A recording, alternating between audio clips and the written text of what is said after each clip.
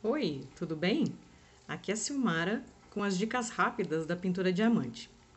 Hoje a gente vai falar do modo de organizar a nossa lista de pinturas aí. Quem já tomou gosto pelas pinturas, às vezes a gente até se perde nas telas que foram compradas, o que já chegou, de quem a gente gostou de comprar, de quem a gente não gostou. Essa é a primeira parte, né, do nosso papo de hoje. Um papo meio monólogo, mas vocês podem comentar aí, deixar as ideias. E depois a gente vai falar de precificação. Então eu tenho algumas ideias aqui, porque algumas pessoas andaram me perguntando. Ah, quem vende? Andaram perguntando nos grupos ali, principalmente no Face, né? Como é que vocês fazem para precificar e tudo mais? Então eu trouxe um pouquinho de como eu faço meu controle, né?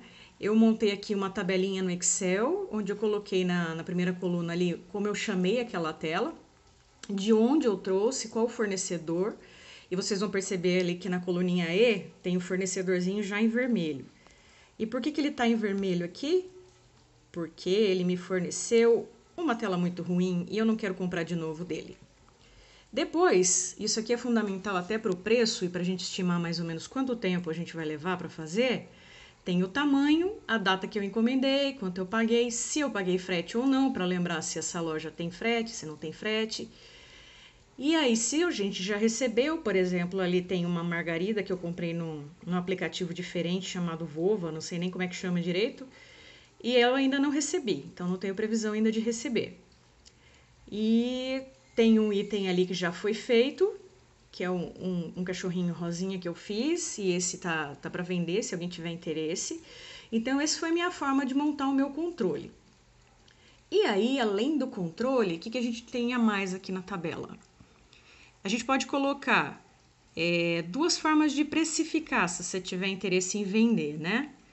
Olha, ali no destino, por exemplo, além de vender, pode ser uso próprio, pode ser presente. Eu tinha algumas outras ali também já como presente, porque as primeiras que eu fiz, logicamente, eu presenteei pessoas queridas, né? Fiz para os meus filhos, então coloquei presente. E ali na que eu vou vender, repara que é a segunda linha ali que tem o sim no feito, eu paguei na tela R$ 42,90 e não paguei frete. Só que foi naquela loja que eu não gostei tanto. A gente teria duas formas aqui, pelo que eu estava pensando com os meus botões. Eu vi algumas sugestões, né? Uma delas era assim: pega o que você gastou na tela e aí você multiplica por 3, que é essa sugestão aqui. Se você for ver aqui, a fórmula é a coluna H, que é o preço, multiplicado por 3. É a coluninha azul ali, preço. É o preço se você pegar e multiplicar por 3 o valor da tela. Ah, por quê? Com um deles você paga a tela, com o segundo você paga o seu trabalho e o terceiro você compra outra tela.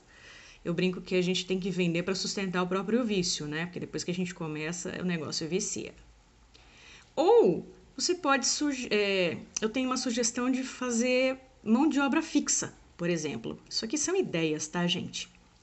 Vamos supor lá, a primeira tela, o Mickey da luazinha que a gente está fazendo.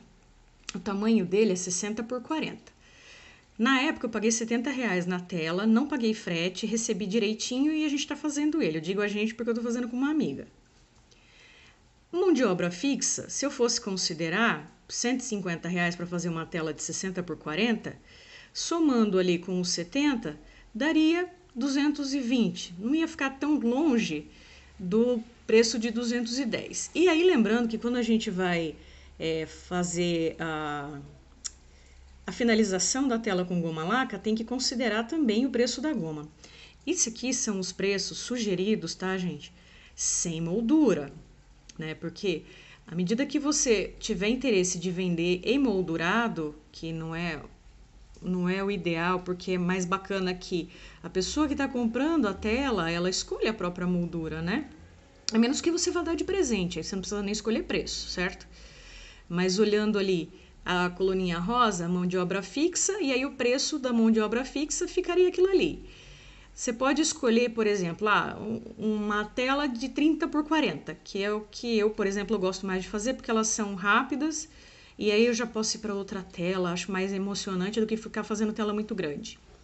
Uma tela de 30 por 40 que eu gosto de fazer, posso colocar de repente uma taxa de mão de obra fixa de 75.